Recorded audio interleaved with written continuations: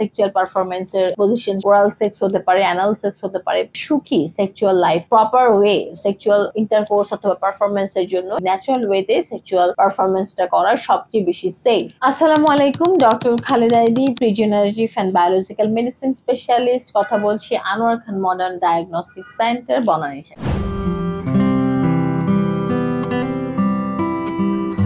আজকে খুব ইম্পর্টেন্ট একটা টপিক নিয়ে কথা বলবো। সাধারণত এটা নিয়ে যারা আমাদের ডার্মাটোলজিস্ট আছেন তারা অনেক কথা বলেন, তবে যেহেতু আমি রিজেনারেটিভ এন্ড বায়োলজিক্যাল মেডিসিন নিয়ে কাজ করি, সো বডির প্রত্যেকটি কোষ নিয়ে কথা বলার জন্য আমি আসলে আপনাদের সামনে বারবার উপস্থিত হই।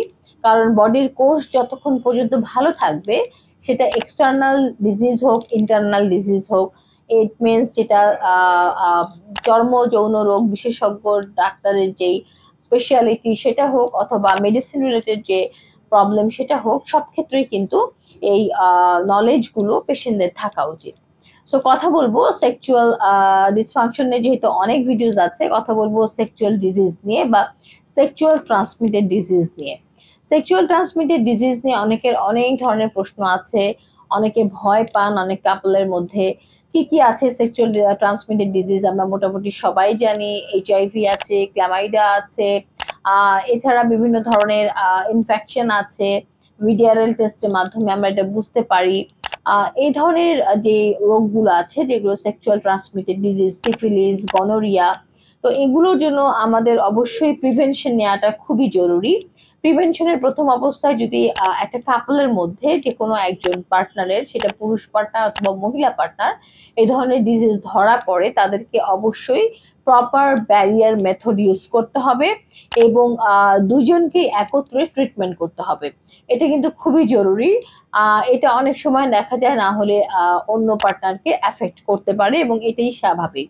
দ্বিতীয়ত প্রিভেনশন হচ্ছে যখন কেউ কাউকে কোনো জরুরি প্রয়োজনে ব্লাড ট্রান্সফিউশন বা ব্লাড ট্রান্সফার করতে চান অথবা ডোনেট করতে চান, সেই ক্ষেত্রে টেস্টগুলো করে নিয়ে করতে হবে, না হলে যাকে আপনি ভালোর জন্য ব্লাড ডোনেট করতে যাচ্ছেন তার এই ধরনের রোগ হতে পারে। তৃতীয়ত হচ্ছে আধুনিক বিশ্বকে ফলো করতে যে আমরা আসলে আমাদের যেই প্রপার ওয়ে সেক্সুয়াল ইন্টারকোর্স অথবা পারফরমেন্সের জন্য, যেটা আমরা ইসলামিক দৃষ্টিতে বলেন, আমাদের মেডিকেল ভাষায় বলেন, আমাদের ইনফার্টিলিটি যাদের থাকে তাদের বেবি নেওয়ার জন্য যে প্রসেস বলেন, এটা কিন্তু ন্যাচারাল ওয়ে যেটা আমরা বলি, সেই ন্যাচারাল ওয়েতে সেক্সুয়াল পারফরমেন্সটা করার সবচেয়ে বেশি সেফ।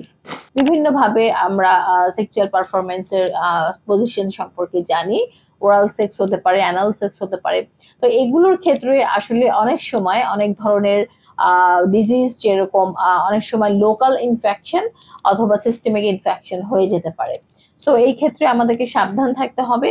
এবং সেক্সুয়াল ট্রান্সমিটেড ডিজিজ আসলে খুব একটা আকাঙ্ক্ষিত ডিজিজ না, এটি একটি অনাকাঙ্ক্ষিত ডিজিজ এবং এটি আপনার দাম্পত্য জীবনকে অনেক বেশি দেখা যায় যে ডিস্টার্ব করে এবং আপনার লাইফটাকে অনেক বেশি হ্যাম্পার করে, এবং এগুলো চিকিৎসাগুলো সারা জীবন নিতে হয় এবং এখান থেকে দেখা যায় আরো অনেক ধরনের অর্গান এফেক্টেড হয় এবং সবসময়ের জন্য একটা টেনশন এবং সবসময়ের জন্য একটা অস্থিরতা থাকে।